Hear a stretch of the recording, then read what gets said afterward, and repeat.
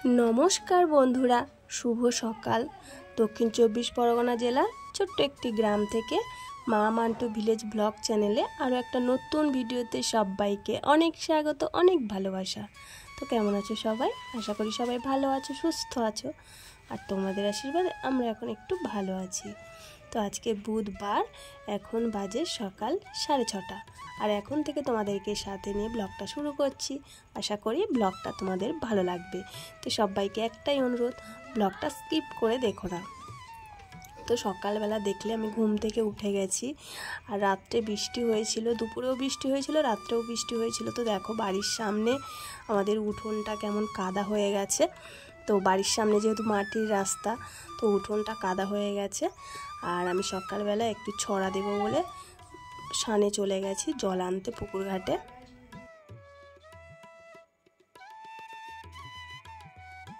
আর আমার মান্টুরা তো এখন ঘুমাচ্ছে, ওকে ঘুম থেকে ঘাঁটা দিয়ে তোলা যাবে না, কারণ ও ঘুম থেকে উঠে গেলেই তো আর কোনো কাজ করতে দেবে না।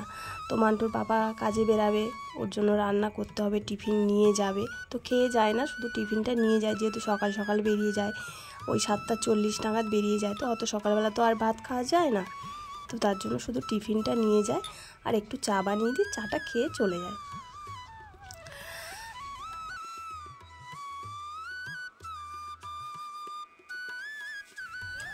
সবাই বলে শ্বশুর বাড়িতে মেয়েরা কিসে আটকায়, তো আমি মনে করি, আমি বলি যে মেয়েরা তার সন্তানের মায়াতে আটকায়।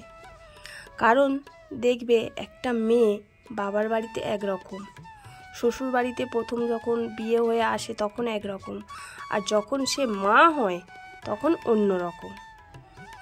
মানে শ্বশুর বাড়িতে এসে সব মেয়ের কপালে তো আর সুখ জোটে না, সব মেয়ের ভাগ্যে তো শ্বশুর শাশুড়ি স্বামী ভালো হয় না। তো 100 ভাগের 80% এরকম মেয়ে আছে, তার মধ্যে আমিও আছি। শ্বশুর বাড়িতে এসে স্বামীর অত্যাচার, শাশুড়ি ফ্যামিলি সবাইয়ের অত্যাচার সহ্য করে যখন একটা মা হয়, তারপর তার সহ্যের গুণটা কিন্তু অনেকটাই বেড়ে যায়। কারণ তার সন্তানের জন্য একটা মা তার সন্তানের জন্য সব কিছু করতে পারে, সব রূপ ধারণ করতে পারে তার সন্তানের জন্য। একটা বাবা কিন্তু তার যতই টাকা থাক, পয়সা থাক, তার সন্তানকে ঠিকঠাকভাবে মানুষ করতে পারে না, কিন্তু একটা মা সে তার সবটুকু দিয়েও একটা সন্তানকে মানুষের মতো মানুষ করে তুলতে পারে। এরকম অনেক দেখেছি যে বাবা নেই, মা মানে সন্তানকে বাবা মায়ের স্নেহ দিয়ে মানুষ করে ভালো জায়গায় দাঁড় করিয়েছে।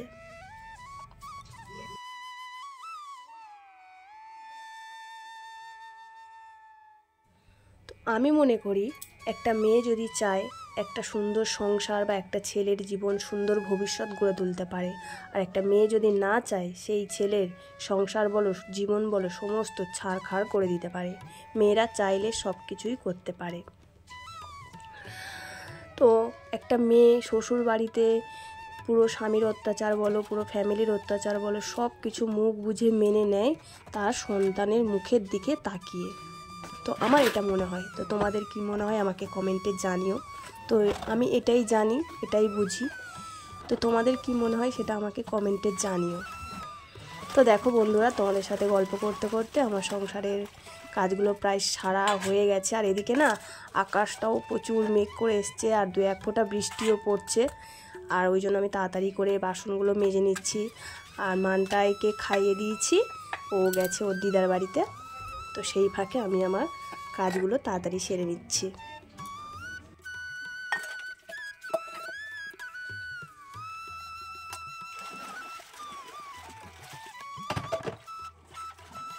তো আকাশটা এতটাই মেঘ করেছে আর বৃষ্টিও পড়ছে, মনে হয় জামা কাপড়গুলো আজকের কাচতেও পারবো না।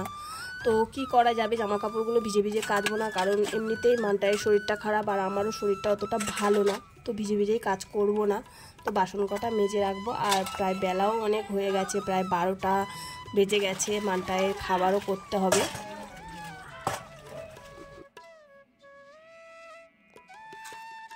তো এই যে দেখো মানটায়ের খাবার করার জন্য এখানে আমি সবজিগুলো কেটে নিয়েছি। আলু নিয়েছি, কড়াই নিয়েছি, কুমড়ো, গাজর, টমেটম আর মুসুরের ডাল আর ওর সাথে চাল দিয়ে প্রেসার কুকারে একটু সিটি মেরে একটু খিচুড়ি মতন বানিয়ে দিয়েছি। দেখো, তো মান্টু না এটা খেতে খুবই ভালোবাসে।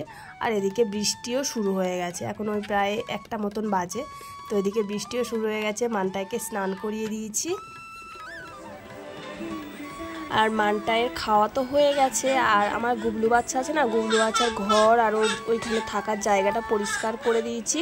তো তার জন্য গুবলু বাচ্চাকে ছেড়েও দিয়েছি। আর মান্টাই খাওয়া দাওয়া করে এসে নিচের ঘরে গুবলু বাচ্চার সাথে খেলা করছে। আর গুবলু বাচ্চা দেখো খাটের তলার মধ্যে ঢুকে গেছে। তো তারপর চলে এলাম বিকালবেলা। তো মান্টাইকে খাইয়ে দাইয়ে নিয়ে আমি একটু খেয়ে দুপুরে একটু ঘুমিয়ে পড়েছিলাম। আর প্রায় সন্ধ্যাও হয়ে এসছে আর মেঘও করে এসছে। তো জামা কাপড়গুলো ছাদে ছিল, সেগুলো তুলে নিয়ে আসলাম।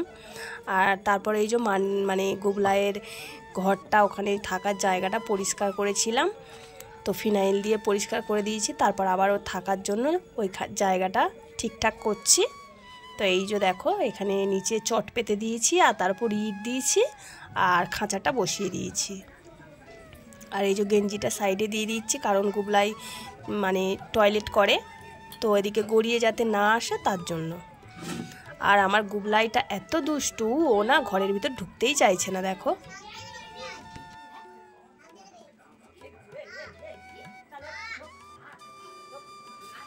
তো এই যে দেখো গুবলাই ঘরে ঢুকিয়ে দিচ্ছি, আবার বেরিয়ে আসছে।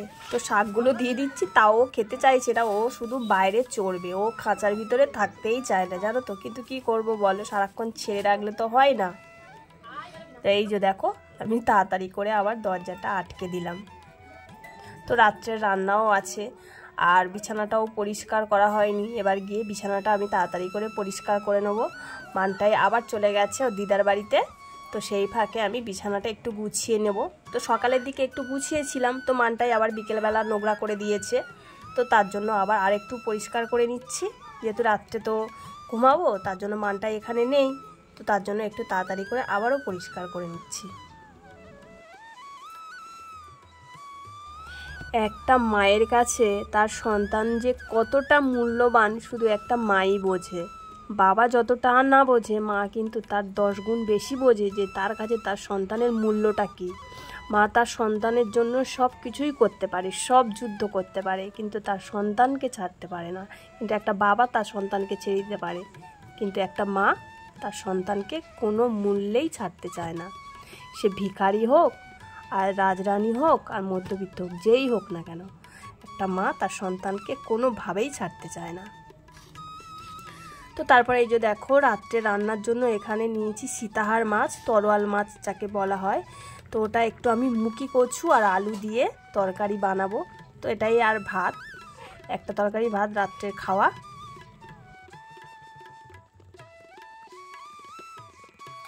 তো মুখি কচু আলু দিয়ে নোনা মাছ হোক আর দেশি মাছ হোক, আমার না তরকারি খেতে খুবই ভালো লাগে।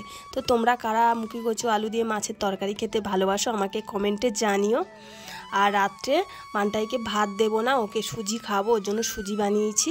তো বন্ধুরা, ভিডিওটা আজকের আমি এখানেই শেষ করছি। আমার এই ভিডিওটা যদি তোমাদের ভালো লেগে থাকে তাহলে একটু লাইক করো, কমেন্ট করে জানিও আর অনেক করে শেয়ার করো।